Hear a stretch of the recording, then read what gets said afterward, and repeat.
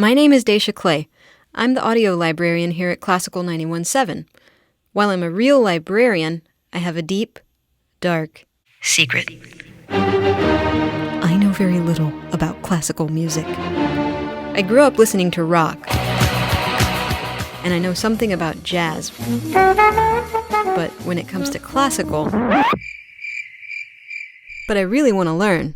So, every week on this show, a classical music expert will give me a piece of classical music they think I should know, and then we'll discuss it. Come learn with me in the classical classroom.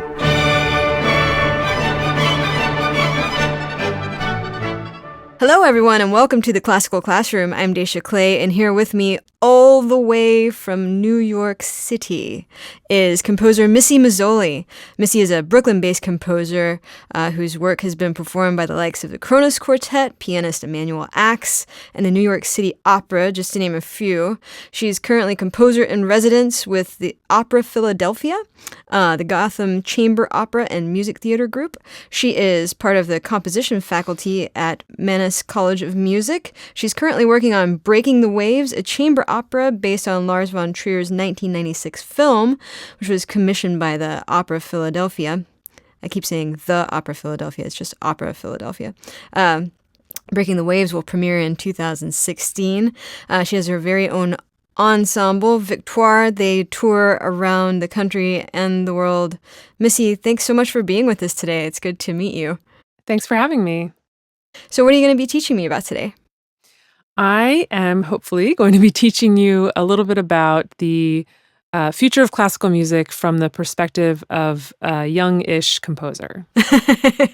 Okay, awesome. As long as that's not too pretentious. This is very exciting. Yeah, you're kind of in the thick of everything that's going on right now in classical music. So you're certainly, sort of in a good position to see what's about to happen. Yeah, well, I mean, it's exciting because things are in such a rapid state of change and flux, and it's really actually a very exciting time to be a composer in this field. Yeah. And so, truthfully, who knows what's going to happen? But I do actually have a lot of optimism given the way that things are going, particularly in the field of opera. I mean, it's sort of a crazy idea that, in this time of sort of economic uncertainty, composers are gravitating towards the most expensive, elaborate art form that exists. But there's so much really important, vital, exciting, thrilling opera being written right now. Mm. Which is great. And I find myself sort of in the middle of that through my residency at Opera Philadelphia and through my work with the producer Beth Morrison, who is a great inspiration and sort of, just a muse for so many composers. This is cool. I'm glad we're going to talk about opera because I actually went to my first opera last week. And it was really cool. It was so much more, and I don't mean for this to sound so negative, but I found it much more engaging than I thought it was going to be. Like, which opera? Otello.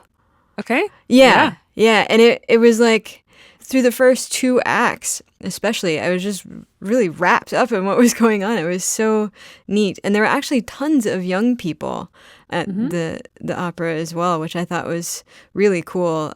Just to see young people out enjoying like something that's sort of a very old school art form. And that's actually a question that I thought while you were talking about this. I think that a lot of people, including myself before I started doing the show, think about classical music as kind of like an art form where you dredge up old stuff and then you make it new with, new performers and new ensembles and things like that. But this whole idea of classical music as being the music of dead people, specifically dead white men, right. Is a really modern idea. I mean, classical music throughout most of its life and throughout most of history was this vital, living, breathing art form, and audiences clamored to see the newest symphony by Beethoven or Mozart, and they had no interest in music that wasn't new. And it's really just in the 20th century or, late 19th century that we sort of fetishize these older composers and put them on this pedestal and at the exclusion of a lot of new work. Yeah.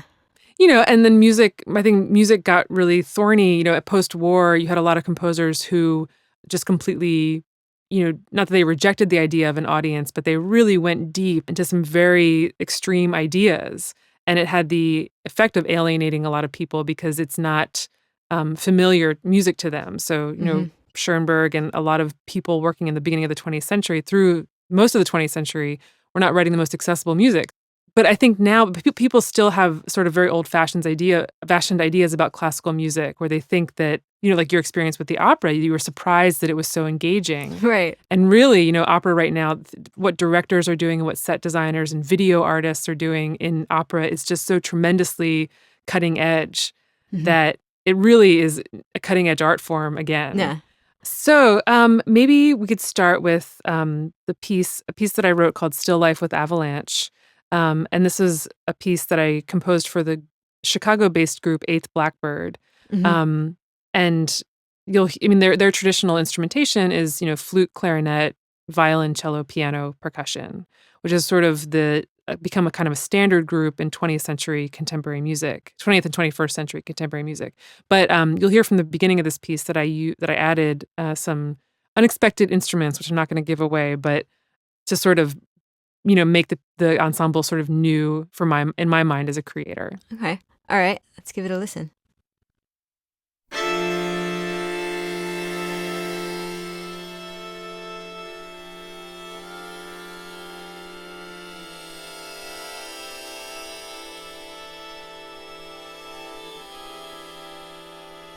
It sounds like accordion?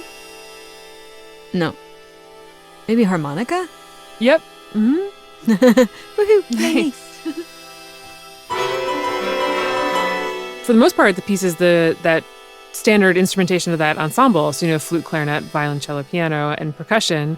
But I added 3 harmonicas to the ensemble. So the flute player, violin player, and percussionist all also blow into harmonicas. And it was a really simple way for me to sort of enhance that ensemble and to just give it a special sort of weird edge. And this just added this really strange sound. I just love harmonicas. And they're not doing anything crazy with them. They're just blowing in and out of them. And they always have this sort of vaguely out of tune quality. And it's a sound that everybody knows. Like most people in America, at least, have like picked up a harmonica and blown into it at some point in their life. So it's like that sound is not mysterious to them. And it's a really easy sound to make. You don't have to be a musician to make that noise. So I love the idea of hearing that layer of these people just blowing into these harmonicas in the midst of all this virtuosic playing around it. Yeah. And that's it's something I explore in a lot of my work, is that sort of juxtaposition of the really simple, sort of almost amateurish, and with the really virtuosic sounds.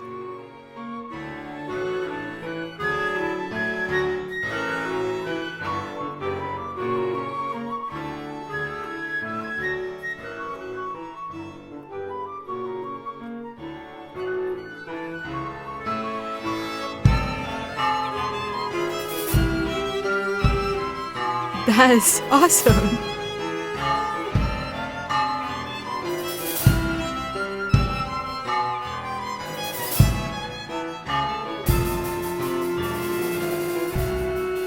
Wow. I love this. Thanks. It's a very cool sound. Is that sort of exploration of like new kinds of sounds? Is that part of what's going on now, or is that part of where sort of things are going? I think it's been a part of contemporary classical music for a while. I mean, I'm just thinking that the composer that popped into my head is Mauricio Kagel, who an Argentinian composer who is famous for having people like saw pieces of wood during his pieces and play banjo. And it's just like he was really just experimental in that way.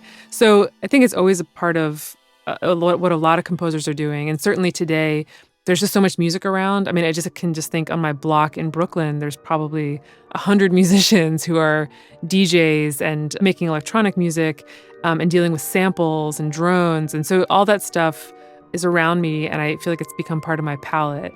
And I think that that's true for a lot of composers. man, to be surrounded by that many, like that much talent, that many musicians, that is pretty cool. So where should we go from here? I know you had some other pieces that you wanted to play. Sure. Well, I thought just in the name of strange sounds and interesting instrumental combinations, maybe I'd play a track from my ensemble Victoire's first CD, Cathedral City. Mm-hmm. I can just tell you a little bit about the group. I mean, Victoire is a group that I started about 6 years ago with the idea that I wanted to be performing more. I wanted to sort of build a collective of performers around me that I could constantly have access to, who I could try things out with, sort of in the manner of a band. And my idea is that I wanted to put out albums and I wanted to go on tour and I wanted to do all these things that bands do, but composers don't usually do. Right. So Victoire really is a combination of all these different musical worlds. So there's some classical, quote unquote, classical instruments in it. So there's violin, clarinet, double bass, but there's also 3 singers and there's 2 keyboardists. I play keyboards and I have a friend who plays keyboards. And we also do a lot of sampling, electronics, and production for the band as well. So most of our pieces, have this sort of electronic layer, they have a synthesizer layer, and then they have all this sort of classical influence on top of that. And I think the track that we've queued up is called A Door into the Dark, which is the first track off of our first album. Okay.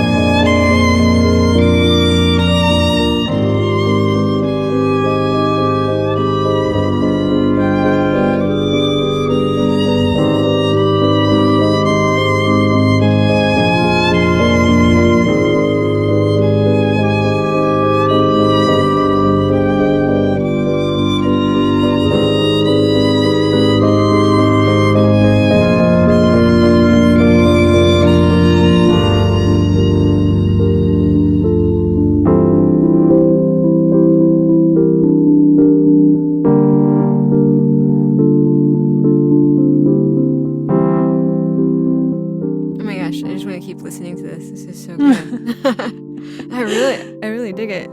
Thanks. Yeah. So when you tour, is it like the 8 of you on stage? Do you go out to clubs and play, or what kind of venues?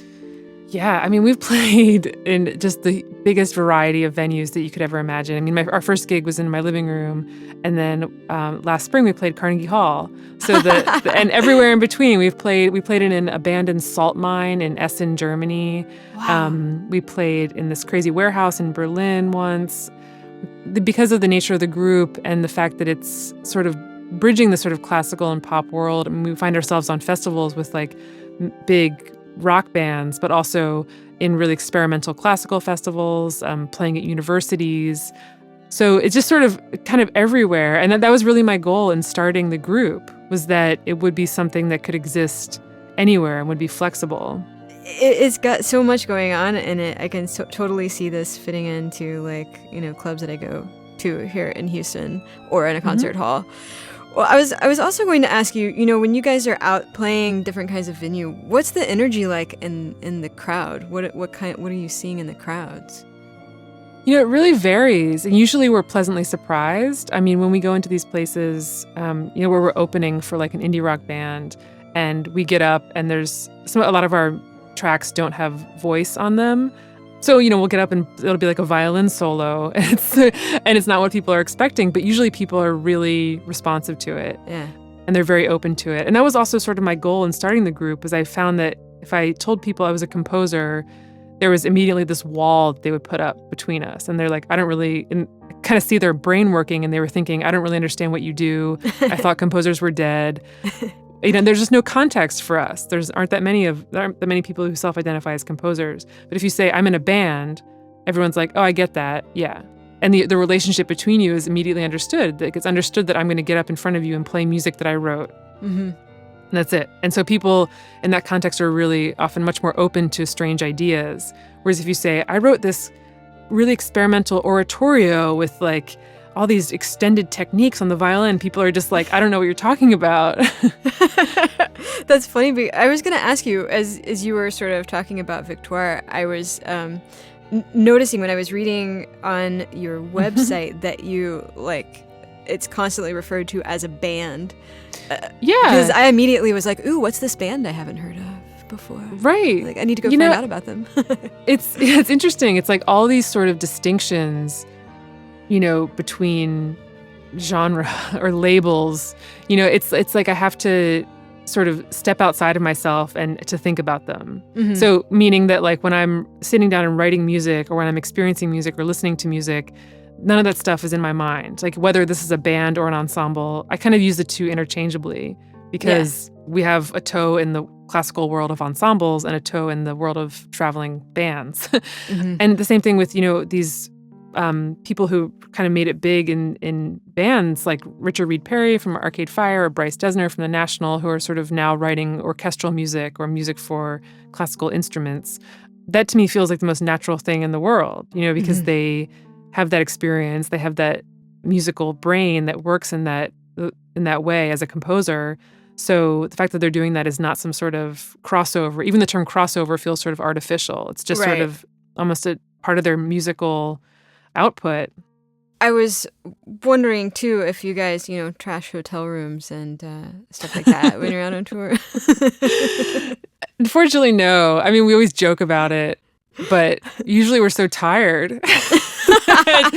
By the time we like drive somewhere and unload, and these keyboards are really heavy, and so to drag all that stuff around is exhausting. Yeah. So we had a pillow fight once, but that was about it. That's awesome. And it's an all-girl band, so. Oh wow, it's a girl band at that. So, do you where would you like to go now? We have heard some very cool stuff, and I know you wanted to talk about opera specifically. Mm-hmm.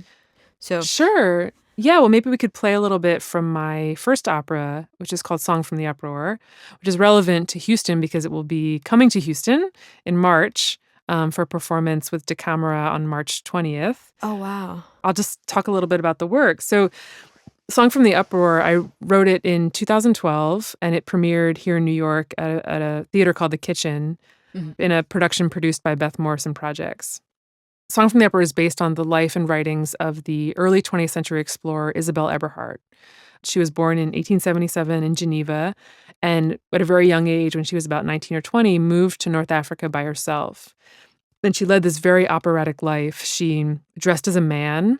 Mm-hmm. She converted to Islam and joined this sect that typically excluded women, but they accepted her as a man. Wow. She would ride around on horseback. She would get drunk a lot. She did a lot of drugs. She fell in love with an Algerian soldier.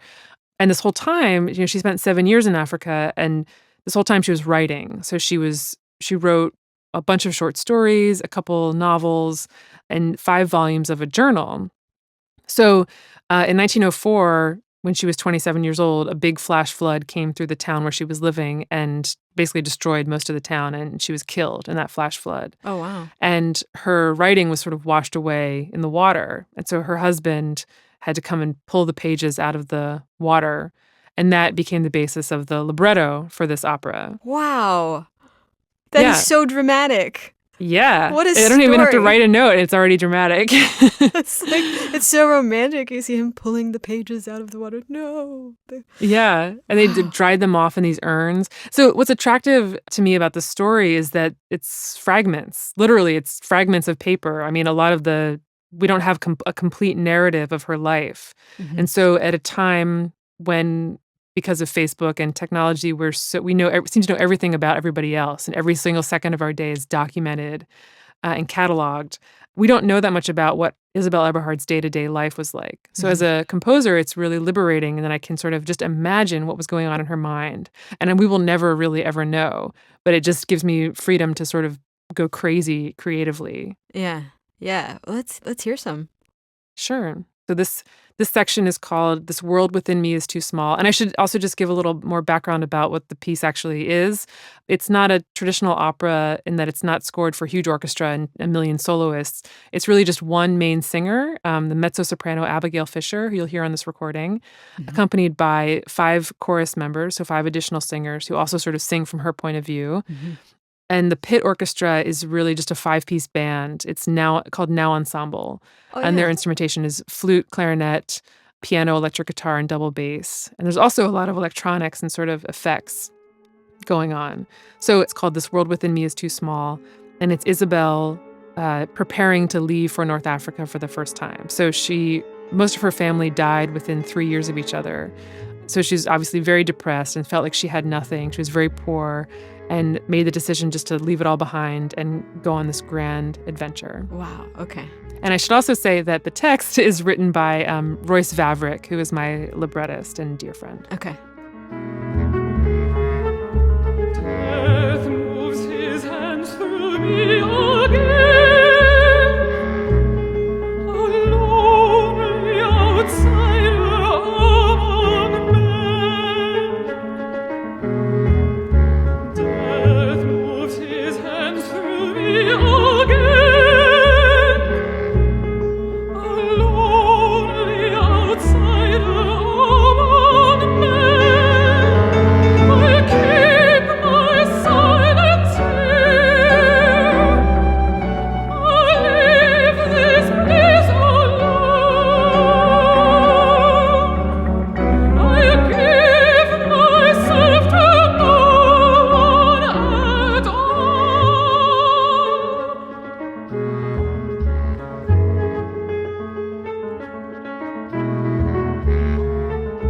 Death moves his hands through me again. A lonely outsider among men.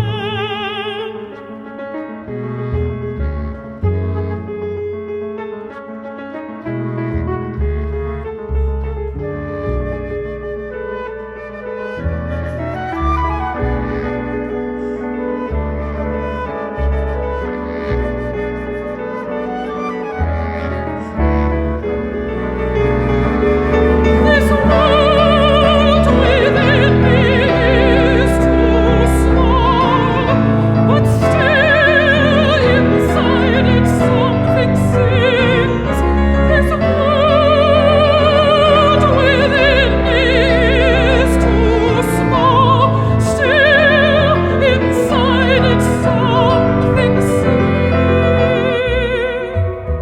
You were talking earlier about enjoying that sort of juxtaposition of the old and new, and I was wondering because the operatic voice it's so impressive. It's but it's so sort of alien, I think, to a lot of people. It's such a sort of old art form. Is that like wanting to make that juxtaposition part of what draws you to that, using an operatic voice as opposed to like a chorus or something like that? Yeah, it's an interesting thing, and it's something that I sometimes, to be honest, just struggle with in working with operatic voices, because they're trained to project to the end of a huge hall, and there's lots of vibrato, and there's a lot of things that make text hard to understand and make them sound sort of unnatural. And again, part of me loves just that ritual and the strangeness of it. Of hearing an amazing singer at the Met or working with an amazing singer like Abby Fisher. But I have been playing around, with using things like asking singers to not use as much vibrato or placing them in interesting parts of their range, cutting the opera-ness of it a little bit consciously. And sometimes playing that up, like sometimes just letting them wail and like this really sort of beautiful part of their range too. So yeah, I go back and forth. I don't really have a definitive way that I feel about the operatic voice. Sometimes I love it, and sometimes I don't as much, to be honest. But working with singers like Abby are a dream, because she's so flexible and so smart that I could explain to her the dramatic intention of the character and say, well, here, your husband has just left you and you're really depressed and you have an arm injury, and how would you sing in this situation? And she can sort of deliver it So I try to get through to singers and communicate to them through the character. I know you're working on Breaking the Waves. Hmm. Are there sort of some different things that you're doing in that you're willing to talk about? Sure. Well, Breaking the Waves is a huge project. Anyone who's seen that film by Lars von Trier that this is based on, people who have seen it usually have this very like strong reaction. It's a very strong film. It's a very controversial film. Hmm. But I am just loving it. I think that there's such depth to all the characters presented in this film. And so musically, that allows me tremendous freedom to explore their psychology and to create music that it's not as simple as like, okay, this character is happy, I'm going to write some happy music, but to undermine that and to have like a lot of different layers going on because the psychological complexity of what's going on in their mind at that moment is so rich. So it's just leading me to creative places. It's leading me to things that I would never have tried if this were just an orchestra piece or a string quartet. It's really exciting. It's unusual, isn't it, to be commissioned to make an opera based on a film? I'm not sure I've ever heard of that, and I'm like clearly not an expert, but It's actually, so the thing about opera is that even throughout history, composers have often adapted a story into an opera. So I think that is much more common than creating an original story for an opera. So even all these famous operas, Madame Butterfly, La Bohème, Carmen, I mean, these were all plays or short stories before they were operas. And now the operas are so much more famous that we just think of them as operas. So for composers today, film is available. And so that is just another natural sort of source of inspiration and of plots. And I think if film had been around when Puccini or Verdi were around, they would have been adapting films as well. Mm-hmm. And I think there's a lot of composers adapting films. So Kevin Putz just adapted the film Silent Night into an opera that won the Pulitzer Prize. Oh, wow. He's also making an opera of The Manchurian Candidate. So there's a lot of adaptation happening right now. David Little's first sort of huge opera, Dog Days, was based on a film that was based on a short story. So it helps just because opera is so massive and there's all these different moving parts that it helps to have that story in place that is strong and works. Mm-hmm. So why don't we listen to another track from Song from the Uproar? So this is again another track from the opera, but a very different track. I'm going to listen to the last track of the opera, and I'm just going to give away the ending. And hopefully everyone in Houston will still want to come see this in person. But so in the end, as I mentioned, Isabel Eberhard drowns. And for her, though, death was not the end. It was not something to be feared. It was not something to despair over. And part of this was just her having this rough life that led to her really not being afraid of much. And part of it was her, the Muslim religion that taught her not to be afraid of death. And so I just took that as my starting point when writing her sort of death scene. And it's actually the most ecstatic, hopeful moment of the opera. And she sings, it's also the only part that has a really direct quote from her journals, which I'll just recite. It's super short. I know we're running out of time, but she says, "Here where footprints erase the graves, a tranquil heart is mine. Here where footprints erase the graves, these hours are no more than moments of light in this blanket of blazing stars."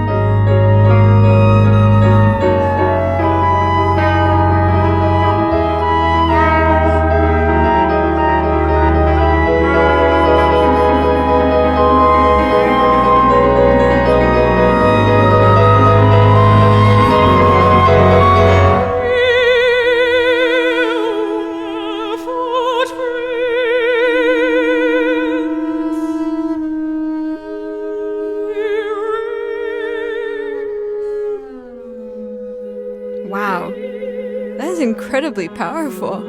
Thanks. It's so stark, and all of the different components, they sort of, speaking of lots of moving parts, like there are so many, they seem to be so disparate, but they're all somehow working together. Mm-hmm. I can't wait to see it. So it'll be in Houston in March? Yes. Okay, I'll bring my new Victoire CD to you when I'm assuming you're coming with the opera, and I'll get you to sign it. Awesome. That would be cool. great. All right. So we've taken a look at a bunch of your work, which is great and obviously happening right now. And we've talked about some other great composers and musicians that are working right now. What is the bad side? Like, are you seeing anything that's going on in music now that you really don't like and that you hope will go away? Mm-hmm. Well, not really like stylistically. I mean, I'm sort of open to anything, and I feel like there's just such an abundance of stuff happening that it's not like there's a dominant genre that I really don't like. I wish that streaming would go away, to be honest, which is a subject for a whole nother radio show. But for what I'm doing, which again borders is obviously classical experimental and uses all these unattractive words, you see just such a dip in revenue that really delays things. So streaming has had a very real, very negative impact on my ability to make art, which is why it's been on my mind a lot. Yeah. But other than that, I feel like I think the trend of having less money is a bad one too, and would love to see composers be able to be a little more stable, because I do think that does have a big impact on the art. When you're working for very little or nothing, it really crunches your ideas and your creative space. And so I would hate for us to get to a point where people are just taking fewer risks and being less sort of wild with their imagination because they're so concerned about money or time and those things.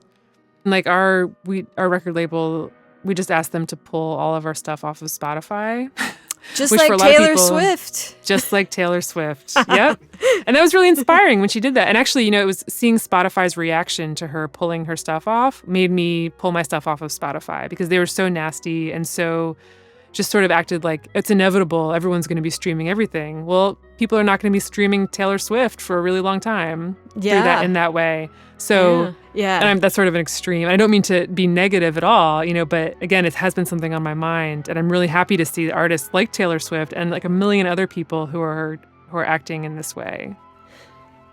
Yeah, and I guess it's a bit short-sighted of us as consumers of music to think, oh, we've got this free service, but the thing is that, we're not paying for the music up front, but we're also not investing in new music being made in the future. So we're kind of robbing ourselves a little short. We hope that we are not robbing you, Missy Mazzoli, because your music is awesome, and I thank you so much for being on the show. It was great to meet you. Okay, thanks for having me. Great to meet you too. All right, everybody, that does it for this episode of Classical Classroom. For more Classroom, go to houstonpublicmedia.org/classroom. Find links there to everything you ever wanted that's Classical Classroom related, including the myriad ways to listen to us and our social media links. We both tweet and tumble. You can also email me at dclay@houstonpublicmedia.org.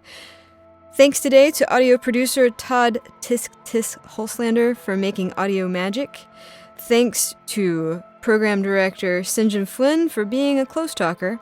Thanks very much to Missy Mazzoli for taking time out of her busy schedule to be on the show. Thanks to me for saying words. And mostly, of course, thanks to you for listening. We'll catch you next time.